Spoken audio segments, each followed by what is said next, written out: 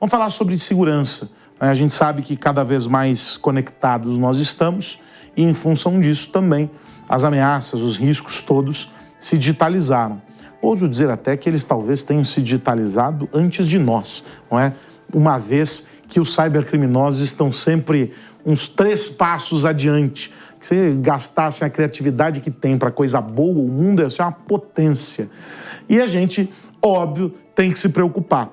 No caso brasileiro específico, eu já falei isso aqui em vários outros programas, a atenção tem que ser redobrada. O Brasil o brasileiro, de maneira geral, é um early adopter. E aí acaba mergulhando, assim, se joga no penhasco, sem paraquedas, para qualquer novidade que surge. E aí também acaba, óbvio, se deparando com riscos e com vulnerabilidades maiores. E o Brasil figura lá no topo de quase todos os tipos de crimes cibernéticos, modelos de ataque e etc.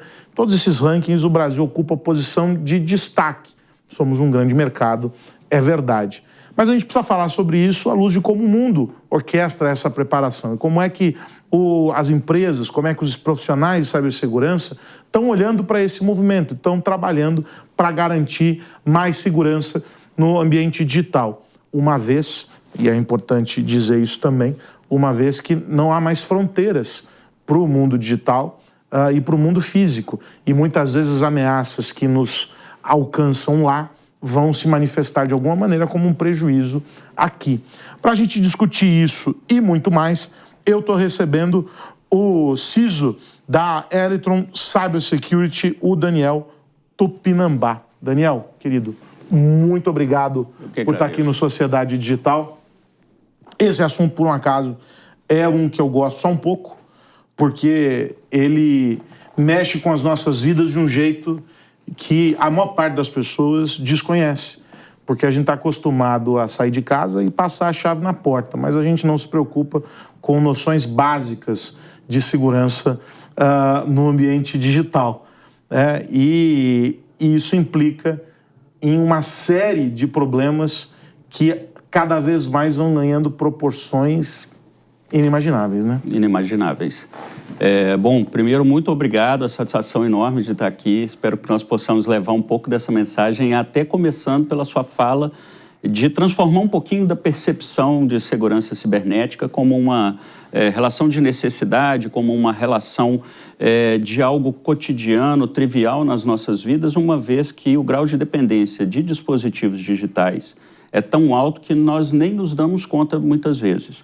Cheio de sensores conectados, os watches, glasses, além, obviamente, do celular, que já está um pouco mais habitual na nossa vida, mas que a gente ainda não sabe proteger adequadamente. E isso se deve, na minha opinião, aqui, um tanto aos profissionais de segurança, que também têm uma dificuldade bastante significativa em comunicar o propósito positivo da segurança, que vai ao encontro disso que você comentou.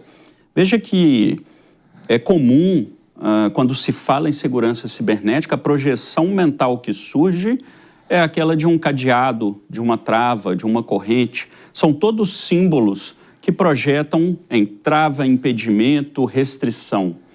Quando, na verdade, segurança também tem a ver com disponibilidade de informação para quem precisa ter informação. Aliás, esse é um dos pilares da maior ISO que regula a segurança cibernética e segurança da informação propriamente dita. Confidencialidade e disponibilidade, além da integridade do dado. O dado tem que ser um dado factual, verídico, confiável ali, íntegro propriamente dito. E o cidadão, de maneira geral, não está muito habituado com isso. Acha que realmente a projeção policialesca, né? Aquela coisa de quem vai inibir.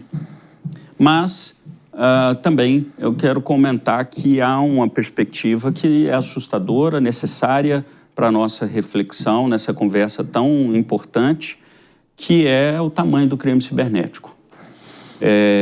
Nós falamos com conselhos de administração, falamos com altos executivos cotidianamente, e ainda percebemos que a falta de noção ela é abismal. Vamos então falar do dado puro, como ele tem que ser percebido. O crime cibernético nesse ano ele está movimentando em cifras algo em torno de 8,5 trilhões de dólares. Se fizermos uma comparação com alguns institutos de observação, por exemplo, a índices de corrupção e crime do mundo, o Brasil é o grande vetor do crime tradicional, mas percebamos que o crime, por exemplo, de narcotráfico é da ordem de 5,5 trilhões de dólares. Ou seja, já passou muito. Isso, para simplificar super essa observação, faz com que a gente perceba que não só ultrapassou em quantidade, em complexidade, em financiamento do crime cibernético, mas também o crime tradicional cada vez mais migra para o crime digital. Temos falado com algumas autoridades e há pouco tempo com o Ministério da Justiça, por exemplo, e veio à tona essa questão no contexto ali da indústria bancária, do novo cangaço, que teve um ápice muito rápido, apareceu principalmente no estado de São Paulo e, curiosamente, foi resolvido, a gente não ouve mais tanta coisa. E as autoridades, com muita honestidade, eu achei benéfico isso, porque nos trouxeram que, veja bem, a gente fez o que devia ser feito, mas não fomos tão eficientes para resolver o problema, já que ele foi resolvido, vamos dizer assim, para um patamar aceitável de sociedade. E a razão é exatamente essa. O criminoso olhou e falou, o que é melhor? Eu preparar um arsenal inteiro de guerra, sequestrar uma cidade, ou eu me esconder atrás de recursos de computadores. E aproveitando essa sua fala, eu trago um detalhe. Ainda, nós como indivíduos temos uma percepção ainda romantizada do atacante cibernético, como aquela coisa do meio... O garoto imaturo, adolescente, com moletom, capuz, aquela coisa bem underground ali, né? Quando, na verdade...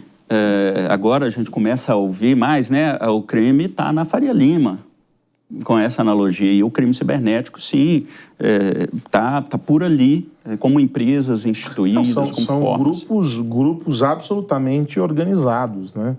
E é interessante, vocês estiveram agora há pouco tempo na Assembleia da Interpol. O Brasil não é o único... a única vítima, não é o único vetor. Nós não estamos isolados nisso. Mas nós, diferente do resto do mundo, subestimamos ainda o cybercrime. O que você consegue trazer dessa visão global, com vários players globais? Nós ainda tratamos como algo menor frente a outro, porque nós estamos agora falando do PL antifacção, projeto de lei nas câmaras municipais, as assembleias estaduais, para discutir combate ao tráfico e não, vamos reforçar fronteiras e aquela coisa e tal. Mas nós temos um plano de segurança cibernética que está em algum escaninho aí, de alguma gaveta lá em Brasília, e ninguém sabe muito bem para onde ele vai. Ou seja, o Brasil sabe do problema, mas nós subestimamos ele e os outros países não? Essa é uma avaliação correta? Excelente ponto. Eu só não... Aí é um dilema mesmo, tá? Eu não resumiria como uma perspectiva de subestimar, porque, principalmente, aí eu reitero a questão da percepção de corrupção, onde há um interesse das quadrilhas em deixar aquele elemento ali vivo também na sociedade e influenciar, além de financiar, influenciar também, assim como os modelos tradicionais de corrupção.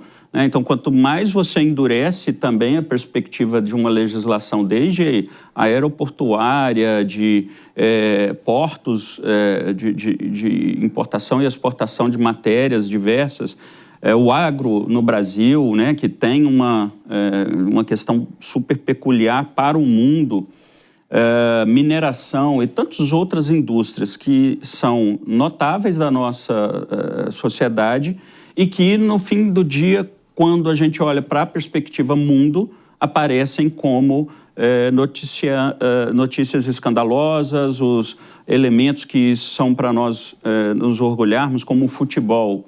E aí nós olhamos, de repente, no futebol também tem crime cibernético envolvido, através de manipulação desse ou daquele fato, ou suspeita de, alegadamente, etc. No restante do mundo, existem dois outros elementos que nos chamam a atenção, e isso nós pudemos assimilar melhor ainda ali na Assembleia da Interpol. A diferente da... talvez eu colocaria mais como negligência que é colocada aqui no contexto brasileiro, em outras sociedades existe uma certa inocência ainda, em desacreditar que seja tão complexo assim.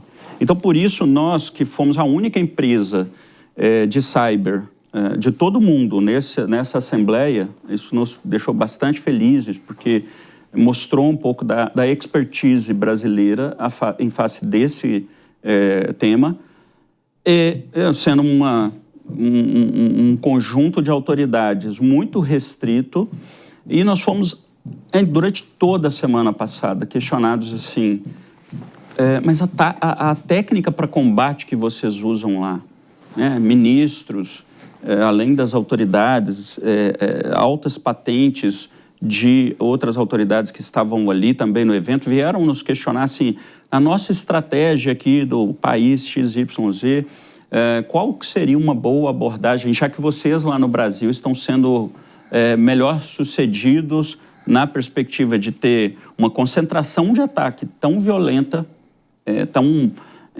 enfática, e ao mesmo tempo tem tido uma certa... um resultado também perceptível pelos países no exterior.